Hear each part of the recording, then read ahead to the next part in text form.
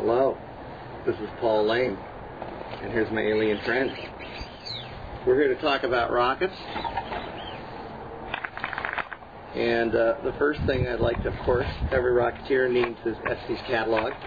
This one is the 2005 Estes catalog. I haven't seen the 2006, although I don't think it's going to be very much changed.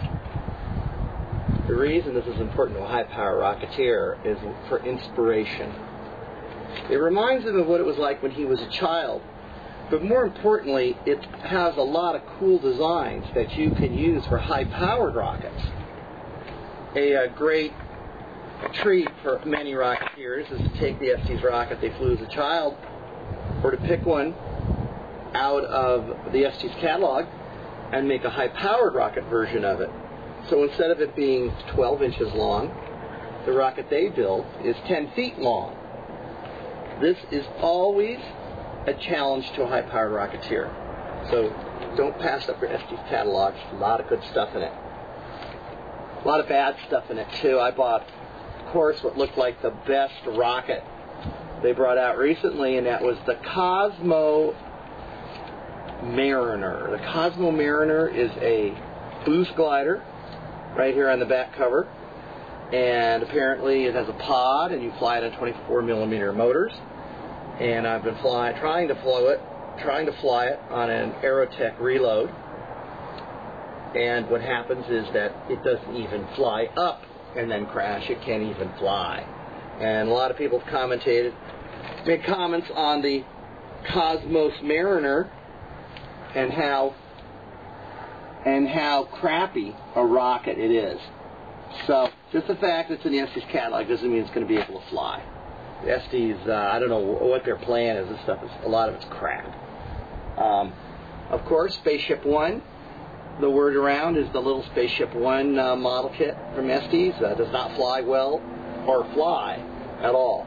And when I say fly well, I mean that it comes off of the pad and just kind of flops around on the ground.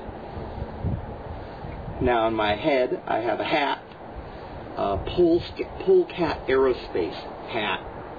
This is from my prefect, Andy Werner. Andy Werner is a wonderful, wonderful dealer, and as far as rocket technology goes, I think he's supplying the best kits at the cheapest prices in high-powered rocketry. Buy a rocket there for half or a third of what you'd buy some of the very expensive phenolic tubing and fiberglass tubing and composite tubing.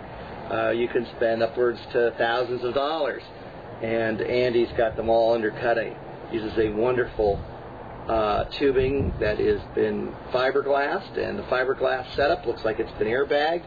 It is just exquisite. And so my hats off to you, Andy Werner. You certainly are doing a great job at Polecat Aerospace. I believe you're the best rocketry person on the west coast of the United States right now. I have another rocket to show you. It is my Pyramid rocket. It is very heavy. This rocket's called the Dark Side, and of course it's modeled after an album or a CD of a little rock band known as Pink Floyd. And as you can tell, it's kind of got the album cover on each side of the pyramid. Now, pyramid top comes off, and you have a wonderful little place for a recovery harness. And the recovery harness right here is just the typical type that you get at a Orchard Supply Hardware. And this top goes on, and the parachute gets pushed up into the cone area. And it's for 38mm motors. Now, underneath, I've installed an incredible launch lug. And it's not a half-inch lug, it's a 9/16" lug. So it's just a little bigger than the launch rod, which I like because there's no binding on the launch rod. And it's supported in there very tightly. It's all fiberglass. This thing will not destruct. Problem is, it doesn't fly. I've tried it, and I think I put too big of a motor in it. It just left. There we go. You get a better idea. It left the pad, and just as it went off of the top of the rod, boom! It went over and started flipping and flopping and hopping. And that's not the way to do it. So put this side here.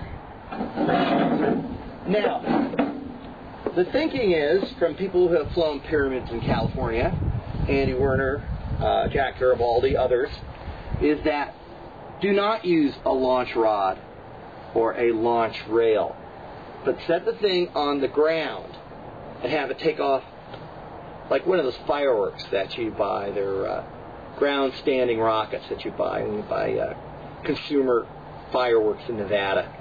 And apparently then it will get a nicer, with the right motor combination, it should get a nice flight out of it. So my pyramid here, hopefully it will be a flying Pink Floyd pyramid and not a pyramid of death. The lunatics are on the grass. I am a lunar tick. I'm a member of Lunar. The lunatics are on the grass.